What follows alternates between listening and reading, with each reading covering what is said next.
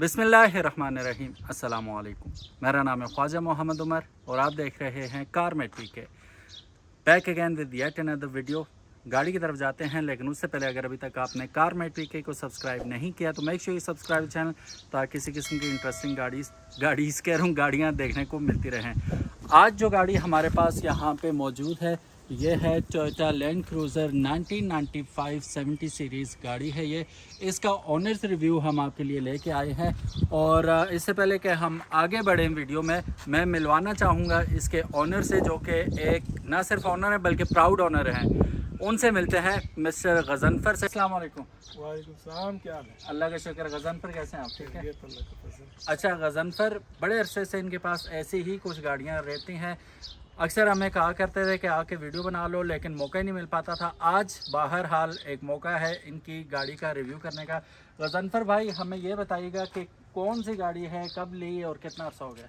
गाड़ी तो मेरे पास तकरीबन 8-10 साल से है। मुझे असल में 4 व्हील गाड़ी का शौक़ है। अक्सर मैं ऑफ रोडिंग करता रहता हूँ, तो उसके लिए मैं काफ़ी सर्च करता रहा हूँ। मुख्तलिफ़ कंपनीज़ की गाड़ियाँ थी, जिनमें से टोयोटा कंपनी की आपको पता है, जिस तरह पाकिस्तान में वैसे भी एक मजबूत अच्छी चीज़ होती है, तो उसमें ये जो 70 सीरीज़ है ये बेस्ट इसलिए लगी है क्योंकि ये मॉडल अभी 2017-18 तक जो है ये रिवाइज़ हो रहा है। 70 सीरीज़ में आपको इसमें नई शेप भी मिलेगी, और ये जो पाकिस्तान में आई है इसमें 95 मॉडल इसका सबसे आखिरी मॉडल है। ये तकरीबन 75 से शुरू हुई हैं, और इसका जो अपग्रेड मॉडल है ये 90, 91, 92, 93, 94 तक है, जिसमें लास्ट मॉडल जो है वो ये है।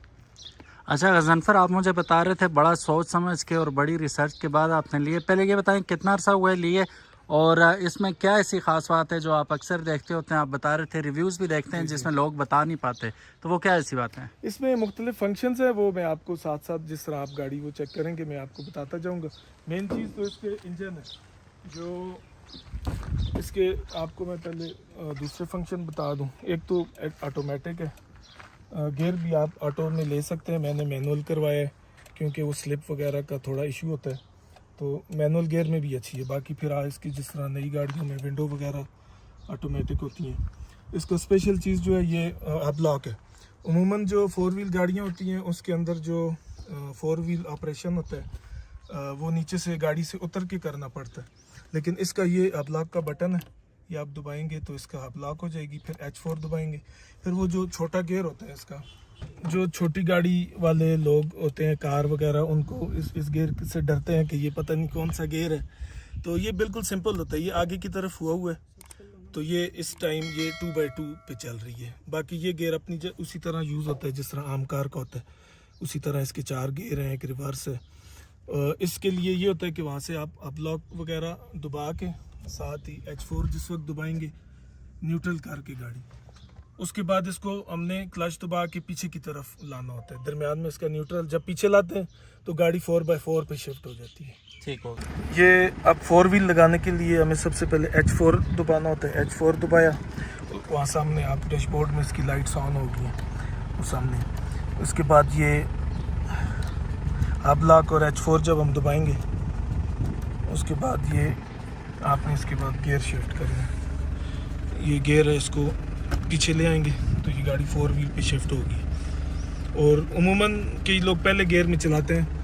4 व्हील के चलाने का बेस्ट तरीका जो है ये सेकंड गियर है। सेकंड गियर में जैसी मर्जी चढ़ाई हो, आपकी गाड़ी पे जोर नहीं आता, बिल्कुल आराम से जाती है। अक्सर ऑप्शंस जो हैं ऐसी हैं जो अक्सर कस्टमर को भी नहीं पता होती, और जो रिव्यूज़ मैंने ज़्यादातर देखे हैं यूट्यूब वगैरह पे वो ये फंक्शंस नहीं बताते। इस गाड़ी के अंदर डिफॉगर है, ठीक है। इसके अलावा ये रियर वाइपर है इसके अंदर, उसके अंदर पानी वाला भी है, और साथ ये वाइपर है। और ये इसकी चौक ये होती है, ये आप दबाएंगे, ये आप गाड़ी की आवाज़ देखेंगे। अगर आप चढ़ाई वाले एरिया में होते हैं, गाड़ी फंसती है या वैसे स्टार्ट करने के बाद चौक करना है, तो ये इसका बटन है। बाकी इसके अंदर एयर कंडीशन है, इसका ये नीचे वाला लीवर होता है, इससे ये एयर कंडीशन तेज़ आस्ता होता है, और ये इसका फ़ैन है। बाकी जिस तरह बाकी गाड़ियों में एडजस्टर होते हैं वो ऑप्शन है। इसके साइड ग्लास एडजस्टर अंदर से ये है, जिस तरह लेटेस्ट मॉडल्स में होता है। पावर साइड मिरर्स हैं इसके? हाँ, पावर साइड मिरर्स हैं, वो आपको पहले बताएं, वो ऑटोमेटिक है। और इसकी जो ये सनशेड है ये भी इसके जेन्युइन है। अमूमन ये छोटे साइज़ के होते हैं तो वो बारिश को रोकते नहीं हैं। ये बड़े साइज़ का साइड मिरर है, बड़ी अच्छी क्वालिटी के, और इसमें आप तक अगर शीशा उठाते भी हैं तो इसमें से बारिश वगैरह अंदर नहीं आती।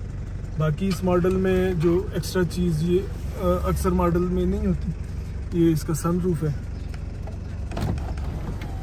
सनरूफ टेंट हुआ है और ये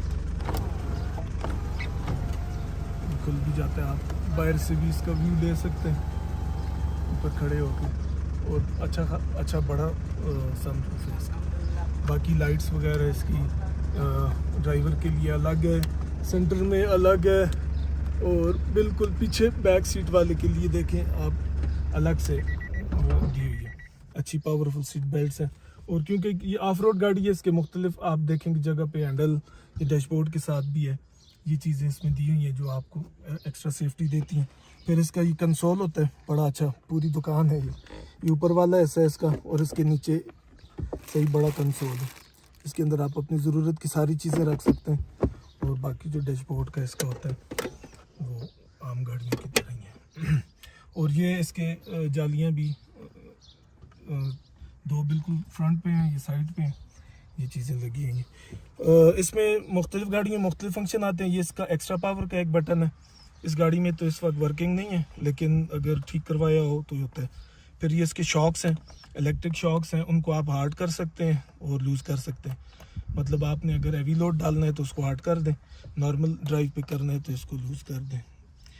ये इसके कंसोल का आप देख लें। सीट की एडजस्टमेंट जो है इसमें मुख्तलिफ ऑप्शन है। इसमें ये आप सीट की हाइट वगैरह एडजस्ट कर सकते हैं, इससे ये इसके ऊपर ये सारा लिखा हुआ है। सीट आप ऊपर भी कर सकते हैं और नीचे भी कर सकते हैं अपनी हाइट के मुताबिक, पहले ये चीज़ है। फिर ये सीट को आगे पीछे करने के लिए जो तक सब गाड़ियों में ही होता है, और ये इसको सीट को आगे पीछे करने के लिए, और ये इसकी सीट की मोटाई और ये चीज़ें कंट्रोल करने के लिए ये इलेक्ट्रिक बटन भी है। बाकी फिर जिस तरह आम गाड़ियों में होते हैं फंक्शन, इसका फ़ैन का ऑप्शन पाँव में भी है, और ये इसके फ्यूल टैंक का है, ये बानट का है। बानट का रिव्यू आपको बाद में करवाएंगे, आपको पिछली सीटों के बारे में बता दूँ। अच्छा, दूसरी गाड़ियों की निस्बत इस गाड़ी में एक्स्ट्रा एक चीज़ वो काफ़ी सहूलत वाली है, क्योंकि बड़ी गाड़ी है, आपको लोडिंग वगैरह के भी काम आती है। सीट्स इसकी पूरी फोल्ड हो जाती हैं, ये इस तरह फोल्ड हुई, फिर इसका ये दूसरा लीवर ये है, ये सीट पूरी बंद होगी, ठीक है। इसके अंदर अब पिछली सीट को आपको मैं फोल्ड करके दिखाता हूँ। जो बैक साइड है ये कवर लगा हुआ है टायर के ऊपर, ये इसका एक्स्ट्रा टायर है। ये क्योंकि टायर बड़े साइज़ का इसलिए अंदर इसकी जगह नहीं बन सकती, और ये इसको एक्स्ट्रा सेफ्टी भी प्रोवाइड करता है।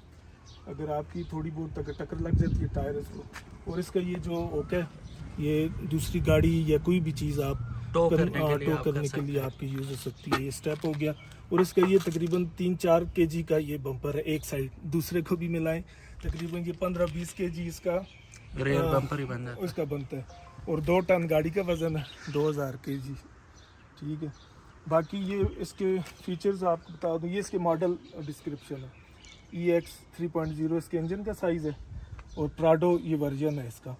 इसमें जो पुराने मॉडल आते हैं उसके यहाँ पे प्राडो का एक वो लगा हुआ होता है, यहाँ पे उसके टोयोटा लिखा हुआ होता है। 90 से पीछे वालों का ये। फिर इसका ये आपको जैसे वाइपर वगैरह बताया था, रियर उसके लिए वाइपर है, क्योंकि ऑफ रोड ये गाड़ियाँ चलती हैं। ये ब्रेक लाइट का एक्स्ट्रा वो है हुड के ऊपर, बाकी जिस समय जर्नल ब्रेक लाइट्स होती हैं वो है। अभी आपको इसका हुड का इंटीरियर मैं बताता हूँ। ये एक डोर इसका यहाँ से खुल जाता है अंदर से इसका ये, और दूसरा दरवाज़ा खोलने के लिए इसका ये बटन है, ये लीवर है, ये इससे आप ये पूरी गाड़ी ओपन हो जाती है। अभी आप देखें कितना ओपन इसका वो है। और ये आप लोडिंग के लिए भी जिस तरह इसमें बच्चों की ये चीज़ें पड़ी हुई हैं यूज़ कर सकते हैं। और सीट्स ये वाली भी फोल्ड होती है, ये वाली इन सीट्स का ये लीवर है, और ये रिबन आप खींचेंगे तो ये सीट खुल जाएगी, और इसी तरह ये प्रॉपर एक सीट बन जाती है। जब आप अगर 3-4 आदमी और बिठाना चाहें तो इसके पीछे आराम से बैठ जाते हैं। ये एक मुकम्मल फैमिली कार है, 7 सीटर कार है। ये मुकम्मल सीट है। वैसे अमूमन आपने जीप्स में देखा होगा छोटी सीटें लगी होती हैं, लेकिन इसके अंदर ये एडजस्टेबल भी है, अपनी मर्ज़ी से इसे आप वो कर सकते हैं। स्पेस देखें, एक ह्यूज स्पेस है इसके अंदर, ठीक है।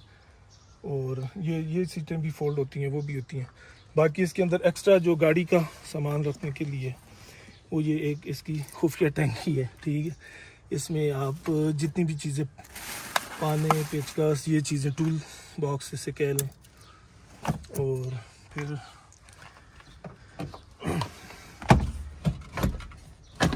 ये मैंने अपने ऑफ रोडिंग के लिए रखा हुआ है, बड़ी अच्छी क्वालिटी का मुझे मिल गया था। और ये क्योंकि ऑफ रोड में अक्सर ये ज़रूरत पड़ता है। ये हो गया, ये जैकेट होगी, शूज़ हो गए, ये चीज़ें गाड़ी में पड़ी रहती हैं। फिर इसके जैक वगैरह के लिए ये अलग से जगह दी हुई है। इसके अंदर इसका जैक है, ब्रेक ऑयल, ये सारी चीज़ें इसके अंदर रखी हुई हैं। इसके अंदर तो वैसे रियर विंडो के पाइप वगैरह के लिए, लेकिन आप इसके अंदर चीज़ें रख सकते हैं। इसे वैसे लोकल ज़ुबान में ऐनक कहते हैं। जो इसका रियर विंडो है ये इस तरह खुलती है, ये इसका बटन है, तो बाहर से हवा जो है अच्छी वेंटिलेशन हो सकती है इससे, क्योंकि वो बंद है। बाकी अच्छा गजनफर, इसका एसी कैसा परफॉर्म करता है? एसी बेहतरीन है जी। एसी इंजन के हिसाब से होता है, ठीक है। इंजन का आपको मैं रिव्यू देता हूँ। तो एसी तो इसका चिल है, क्योंकि आपको पता है इतना बड़ा रूम है इसका, उस वजह से एसी आगे वाले को सर्दी लगने शुरू हो जाती है। सही सही। चलिए देखते हैं, ट्रंक स्पेस भी देखते हैं इसकी, और इंजन का आप दिखाइएगा क्या सीन है। अच्छा, जैसा कि इंजन के वाले से मैंने जैसे आपको पहले बताया था, इसका टर्बो इंजन है। टर्बो की वजह से इसकी पिक भी ज़्यादा है और फ्यूल माइलेज भी। दूसरे जो इंजन है इसमें, ये बेसिकली लिखा हुआ है इस पर 3.0 होता है, लेकिन ये 2.8 सीसी होता है, 2800 सीसी। इसके अंदर एक 2400 सीसी इंजन आता है, लेकिन वो हमारे इस एरिया में, मतलब पहाड़ी इलाके में, वो कामयाब नहीं है। अगर आप 2400 सीसी लेके पहाड़ी इलाके पे जाते हैं तो वो अक्सर ऐसे होता है कि मोटरवे पे या उस पर उसका इंजन सीज हो जाता है। तो इसमें बेस्ट इंजन जो है ये 1KZ टर्बो इंजन है, और तकरीबन ये 3000 सीसी का लाया जाता है। पेपर्स में इसको 2800 सीसी लिखा जाता है। लैंड क्रूज़र में 4200 सीसी भी आता है, और एक 3L आता है। 3L भी अच्छा इंजन है, उसकी साउंड ज़रा शोर शराबा ज़्यादा होता है। हमारे पहाड़ी इलाके के लिए सही है, लेकिन मोटरवे वगैरह पे वो इतनी हाई स्पीड पे भागता नहीं है। ये है कि ये मोटरवे के लिए भी सही है और हमारे ये पहाड़ी इलाके के लिए भी सही है। इसके अंदर टर्बो की वजह से एक्स्ट्रा पावर होती है, इंजन पे इतना लोड नहीं पड़ता, और मोटरवे पे ये 150-160 तक इजीली जाती है। अमूमन जीप्स जो हैं 120-130 से ऊपर नहीं जाती। कार तो 250 तक भी जाती है, लेकिन इस जीपों में ये वाहिद गाड़ी है जो ये होगी। और सर्फ जिसके अंदर आपका आता है, ये 1KZ इंजन सर्फ के अंदर आता है। ये आप 160-180 तक ले जा सकते हैं। माइलेज क्या देती है मोटरवे पे, क्या देती है सिटी में, क्या देती है? माइलेज सिटी में तो जिस तरह आप लोकल शहर में चलाते हैं ना, रश ट्रैफिक में, फिर तो ये 5-6 देती है। वो तो आप, अगर कोई कहता है ना अगर ज़्यादा देती है वो झूठ बोलता है, 5-6 देती है। लेकिन जब आप लॉन्ग पे नॉर्दर्न एरिया में, पहाड़ी इलाके पे, आप यहाँ से मरी जा रहे हैं या नथगली जा रहे हैं या मुजफ्फराबाद जा रहे हैं, उसमें ये 7 से 8 देती है। और मोटरवे पे अगर आप 120-30 के दरमियान जा रहे हैं, हाई स्पीड नहीं कर रहे, फिर ये 10 भी देती है। ठीक है। तो ये 1KZ इंजन है जो इतनी माइलेज देता है। तो बाकी जो गाड़ियाँ हैं उनकी माइलेज ज़्यादा है, वो 10 से 12 शहर में भी करती हैं, मोटरवे पे भी इतना करती हैं। अच्छा गजनफर, ये बताएं कि ये गाड़ी मेंटेन करना आसान है, हर कोई रख सकता है या हर कोई नहीं रख सकता? इस गाड़ी का इस तरह है ना, अगर आप ये सोचते हैं कि आप कोई सस्ती सी ख़राब सी गाड़ी लेके उसे ठीक करवा के उसके बाद चलाएंगे, तो ये आप अपने साथ दुश्मनी कर रहे हैं। अगर आपने बड़ी गाड़ी का शौक करना है तो आपने लेनी है बिल्कुल फाइन क्वालिटी की गाड़ी, जिसका इंजन सही हो, शॉक सही हो, क्योंकि इसके पार्ट्स इतने महंगे हैं कि अगर आप रिप्लेस करेंगे तो वो गाड़ी से डबल आपको कीमत पड़ जाएगी। तो जब भी लैंड क्रूज़र या बड़ी गाड़ी 4x4 आप लें, उसका इंजन ठीक होना चाहिए, शॉक्स वगैरह, बाकी जितने भी इसके फंक्शन है। गाड़ी अगर ओके कंडीशन में आप लेंगे तो वो आपको तंग नहीं करेगी। मेरे पास जितने अरसे से इसने मुझसे कोई बड़ा खर्चा नहीं मांगा। कितने अरसे से? मेरे पास 8-10 साल से ये गाड़ी है। अच्छा। और मैं इसको चलाते ही ऑफ रोड हूँ, और मेरे दोस्त भी कहते हैं कि आप दिन को नालों और जंगल में ही होते हो। मुझे शौक है इस वजह से, और ऐसी गाड़ी बंदा ले और इन जगहों पे ना जाए तो फिर फ़ायदा नहीं है। तो लेकिन यह है कि इसने कभी ऐसा मुझे तंग नहीं किया। जो इसके रेगुलर काम है जिसमें क्लच प्लेट का हो गया या शॉक के थोड़ी बहुत मेंटेनेंस के काम और ऑयल चेंज है, ये इस तरह के जर्नल काम के अलावा इसने कभी मुझे तंग इसलिए नहीं किया क्योंकि मैंने गाड़ी जब ली थी तब ठीक कंडीशन में ली थी और फिर मेंटेन ही रखा है। मेंटेन रखा है, उसके जो ज़रूरी काम था वो करवाया है। इस गाड़ी का ये है कि बेहतियाती ये नहीं मानती, इसके पार्ट्स इंजन में पावर इतनी होती है कि अगर आप कोई चीज़ अगर ख़राब हो जाती है आप उसको चलाते हैं तो वो फिर टूट जाती है, आपको चेंज करवानी पड़ेगी। ठीक हो गया। इसमें आप छोटी सी भी अगर गलती होती है ना, ये बुश एक दफ़ा गिर गया था तो इसका 4 व्हील काम करना छोड़ दिया था, ये छोटा सा बुश है। तो इस तरह इनकी छोटी छोटी चीज़ों का आपको ख्याल करना पड़ता है। और उस साइड पे इसके यहाँ टर्बो के सेंसर होते हैं, इसके नीचे हैं ये इस तरह, ये पॉइंट्स जितने भी हैं ना, इनको अगर पानी लग जाए इसका टर्बो उस तरह नहीं चलता, तो इन चीज़ों का ज़रा ख्याल करना पड़ता है। तो सर्विस में तो कवर करना पड़ता होगा। सर्विस में ये होता है कि अगर सर्विस करवा दें उसके बाद हम अच्छी एयर इसको मारते ब्लो करवा दें हाँ, उसमें ये सही हो जाता है। लेकिन कई दफ़ा ऐसे होता है नया कस्टमर जो है ना वो समझता नहीं है, वो समझता है गाड़ी का इंजन ही ख़राब। हाँ। इंजन ख़राब नहीं होता। गज़नफर इस वक्त करंट प्राइस मार्केट क्या है इसकी? बेचनी तो आपने है नहीं है, लेकिन हाँ प्राइस जनरल प्राइस मैं आपको बता देता हूँ। इन गाड़ियों का ऐसे होता है कि इस कंडीशन में ये गाड़ी कितने की होगी? इन गाड़ियों की मार्केट जो है ना उसमें एक प्राइस कॉन्फ़िगर नहीं होती, जैसी गाड़ी है वैसा रेट। अगर अच्छे कंडीशन में, जिस तरह आपने मेरी गाड़ी की रिव्यू की है, इसकी 25 to 28 लाख जो है इसकी मार्केट प्राइस चल रही है। और इसी में अगर आप 94 या 93 मॉडल लेते हैं तो वो इससे थोड़ा सा 2-3 लाख रुपए नीचे आ जाती है, आपको 22-23 लाख की मिल जाती है। और फिर उससे भी पुराने मॉडल अगर आप जाएं 90 मॉडल की तरफ, तो उसमें जो ठीक अच्छी गाड़ी है वो 16 से 18 लाख की है। और जो इस तरह रफ़ हुई हुई है, मतलब गाड़ी का हालत बिगड़ी हुई है, इंजन भी नहीं है, बॉडी भी नहीं है, पोटीन वगैरह हुई, उस तरह की गाड़ी आपको 12, 14, 10 मतलब 10 से ये लेके 30 लाख तक है ये गाड़ी। अच्छा, वो लेना फिर आप रिकमेंड नहीं करेंगे कि वो इस तरह कि अगर आप 10 लाख की गाड़ी लेंगे, 10 ऊपर लगाएंगे, आपको 20 की पढ़ के भी वो चीज़ नहीं बनेगी। 10 तो मैं आपको वैसे रेट बता रहा हूँ, 2-3 साल पहले जब डॉलर रेज नहीं हुआ था तब 10 की मिलती थी। इस टाइम में रफ से रफ गाड़ी 14 से 16 लाख की। सही सही, ठीक होगा। और इसकी हर चीज़ महंगी है ना, आप इसका सिर्फ ये मोनोग्राम ही ले लें तो 4-5 हज़ार का आपको ओरिजिनल मोनोग्राम मिलेगा। ये साइड वाली लाइट्स इसकी महंगी हैं, साइड ग्लास महंगा है। मडगार्ड इसका ये एक मड फ्लैप जो है 10,000 रुपये का ना करें एक मड फ्लैप। और इसका ये चीज़ें जो है, ये गत्ता अगर आपको लेना है ये 45,000 रुपये का सेट मिलता है इसका, सिर्फ जोड़ी 4 इसके ये जो गत्ते 2 सेट मिलते हैं। ठीक होगा। ये नहीं 10,000 का एक पड़ जाता है जिसके अंदर ये स्विच वगैरह कोई चीज़ नहीं होती, सिर्फ गत्ता आपको पूरी गाड़ी के अगर गत्ते लगवाने 45,000 के आपके गत्ते लग जाएंगे। इसी तरह सीटें हैं, सीट जिसके पास फ्रेश हालत में सीट है वो आपको 80,000 रुपये से कम सीटें नहीं देगा। और 3 डोर की 40,000 की हैं, 5 डोर की 80 की हैं। इस तरह डैशबोर्ड तो मिल जाता है, इसकी प्राइस एग्जैक्ट मुझे पता नहीं है, लेकिन ये चीज़ें रेयर है, सीट्स वगैरह रेयर है, ये मिल जाता है। बाकी कंसोल इसका ये कंसोल का सेट 10,000 का है। गेयर अगर आपको चेंज करवाना पड़ गया 80 से 85,000 का गेयर है। मतलब ये जिसको फारग भी हो और पैसे भी हो वो करेगा, वो शौक करे। लेकिन ये कि अगर आप ठीक चीज़ ले रहे हैं तो फिर आपको 5-10 साल किसी परेशानी टेंशन लेने की जरूरत ना, आपने गेयर चेंज करवाना है ना आपने इसका, बस मोबाइल चेंज करें, फिर डीजल डालें और चलाएं। और बस नीचे इसके जो पार्ट्स वगैरह होते हैं उनको एडजस्ट करवाना पड़ता है, क्योंकि जब आप ऑफ रोड पे जाते हैं इसकी नीचे कमानियाँ वगैरह ये चीज़ें ढीली हो जाती हैं, वो आप एडजस्ट करवा सकते हैं। नीचे से इसकी आप फ्यूल टैंक है, फ्यूल टैंक कवर है एक्स्ट्रा उस सेफ्टी के साथ। बाकी इसका ये सस्पेंशन है, फ्रंट से भी आप देख लें। मुझे पता है अक्सर लोग कहेंगे कि ये गाड़ी कहाँ पे मौजूद है। ये मौजूद तो मानसरा में, लेकिन गज़नफर से मेरी बात हुई थी, ये बेचना नहीं चाह रहे। So this vehicle is not for sale. लेकिन जैसा कि इन्होंने बताया 20 से 25 के दरमियान या 25 से 28 के दरमियान, depending upon the condition of the vehicle, वो आपको मार्केट में मिल सकती है गाड़ी। Thank you so very much for watching this video. Ghazanfar आपका बहुत बहुत शुक्रिया, बहुत टाइम दिया आपने बिजी शेड्यूल से, आपने बहुत शुक्रिया। सो गाइस आपका भी शुक्रिया, इतनी लंबी आपने वीडियो देखी। अगर तो वीडियो पसंद आई है, give this video big thumbs up और अपना बहुत ज़्यादा ख्याल रखिएगा। अल्लाह हाफिज़, अस्सलामु अलैकुम।